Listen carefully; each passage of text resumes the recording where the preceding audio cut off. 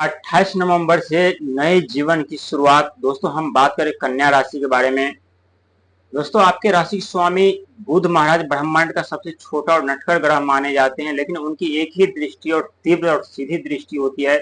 जिस भी व्यक्ति के ऊपर या कुंडली के किसी भी घर में उनकी दृष्टि बन जाती है, और यदि अशुभ घर पे पड़ जाए, अशुभ जगह पे पड़ जाए, तो उस घर पे अपने दृष्टि डाल करके उस घर को शुद्धिकरण कर देते और उस घर में सफलताएं, मान सम्मान, पद प्रतिष्ठा, बिजनेस, व्यापार, हर एक चीज ला करके रख देते हैं। लेकिन अब वहीं आपके ऊपर शनिदेव महाराज मेहरबान होने जा रहे हैं। जो शनिदेव महाराज जब वक्री चाल में चले गए थे, वक्री चाल चल रहे थे, तो आपके जो कार्य थे, हर एक कार्य वो उल्टा हो रहा था, उसका उल्टा परिणाम फल मिल रहा था आपको। जो आप अच्छा करना चाहते थे लेकिन आपके साथ बुरा हो रहा था, जो सफलता आपको मिलने वाली थी वो आपके पास करीब आकर के वापिस लौट गए। आप एक तरफ संघर्ष, मेहनत, प्रयास करके आगे बढ़ने का प्रयास कर रहे थे, लेकिन जितना आप मेहनत प्रयास कर रहे थे उतना ही आप पीछे की ओर जा रहे थे, क्योंकि शनिदेव महाराज वक्री चाल, उल्टी चाल में थे। लेकिन 28 नवंबर से शनिदेव महाराज यानी सीधी चाल में चलेंगे, और सीधी चाल में चलने के कारण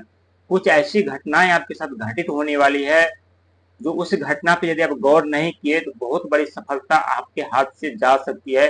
क्योंकि पहले ही आप काफी संकट, समस्याओं का सामना कर चुके हैं। कभी राहु की मार, तो कभी शनि की मार, कभी मंगल की मार, तो कभी बुध की मार।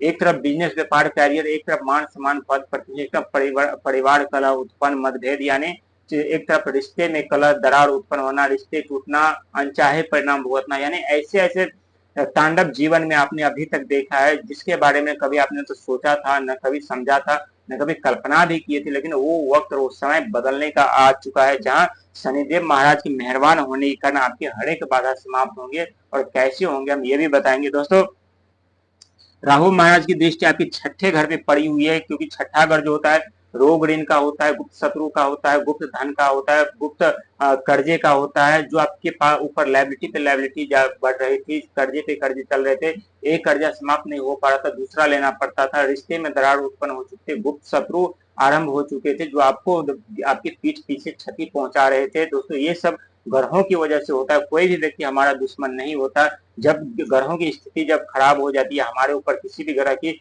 अशुभ दृष्टि हमारे कुंडली में किसी भी घर पे पड़ जाती है, तो वहां एक भयानक रूप ले लेते हैं, वहां से हमारे जीवन का विनाश होना आरंभ होता है। और ठीक आपके साथ ऐसा ही हो रहा था। लेकिन अब शनिदेव महाराज की दृष्टि यानी आपके सातवें घर में, सातवें घर पे पड़ने से जो आपके कार्य बनते हुए जा रहे थे, बिजनेस, व्यापार, करियर, परिवार में जो खुशहाली सा जीवन चल रहा था, हर एक तरफ मान सम्मान, पद प्रतिष्ठा मिल रहा था, लेकिन जैसे शनिदेव महाराज वक्री उल्टी चाल में गए, वैसे ही ये जो आपकी खुशियां थी वो दुखों में परिवर्तन होना आरंभ हो गए। धन जो आ रहा था वो धन जाना आरंभ हो गई। जो सुख सुविधा आ रहा था, सुख सुविधा की जगह दुख, कष्ट, पीड़ा आना आरंभ हो गए थे। लेकिन अब वो हर एक चीज समाप्त होने वाले, और साथ ही आपको लालच और क्रोध और से बचना पड़ेगा, जल्दीबाजी से बचना पड़ेगा। दोस्तों राहु महाराज एक मायावी ग्रह माने जाते हैं। जब भी किसी व्यक्ति को उनकी शुभ दृष्टि होती है तो उन्हें के जीवन में अचानक से परिवर्तन ला देते, मान सम्मान, पद प्रतिष्ठा, हर एक चीज दे देते, लेकिन वही लेने पे आ जाए तो घर के ईट से लेकर कील तक उखाड़ लेते हैं। और ये आपके साथ ऐसा ही हो रहा था। लेकिन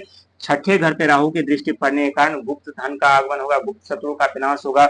वहीं शनिदेव महाराज वक्री सीधी चाल में चलने से बिजनेस, व्यापार, कैरियर, धन, परिवार में सुख समृद्धि का आगमन होगा। बिन बादल के धन की बरसात होने वाली है। और साथ ही देवगुरु बृहस्पति की दृष्टि आपके ऊपर पड़ने के कारण आपके बुद्धि, विचार, विवेक, ज्ञान के कारण अपने जीवन में उज्जवल भविष्य का निर्माण आप करते हुए नजर आएंगे। क्योंकि देवगुरु बृहस्पति यानी आपके राशि के स्वामी बुध के घर में विराजमान है, और बुध के घर में विराजमान होने के कारण आपको सही फल नहीं दे पा रहे थे, सही शिक्षा, सही ज्ञान नहीं दे पा रहे थे, क्योंकि वो देना बहुत कुछ चाह रहे थे, लेकिन